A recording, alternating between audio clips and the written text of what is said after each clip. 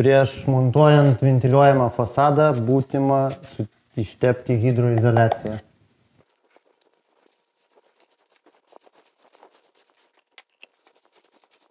Taigi, nutepus hidroizoliaciją pradedam montuoti ventiliuojamui fasadui reikalingus bruselius. Suformuojame oro tarpą. Taigi, prisisukome bruselius, toliau dedame sandarinimo juostą tam, kad izoliuoti bruselius nuo drėgmės.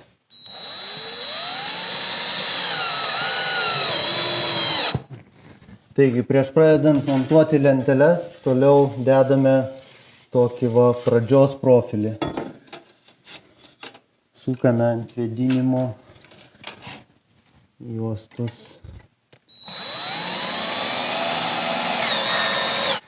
Taigi, ant pradžios profilio pradedam montuoti pirmą lentelių eilę.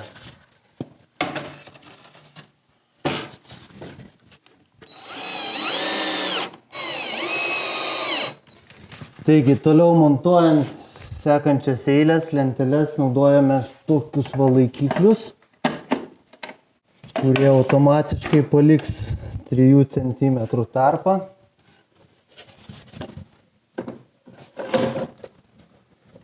Labai patogu naudotis ir darbas eina greitai. Žiūrime grįžčiuką. Labai geras mūsų šelbau konstrukcijos žingsnis, kad 60 cm puikiai tinka ventiliuojamam fasadui montuoti. Kaip greitai eina kvadratai.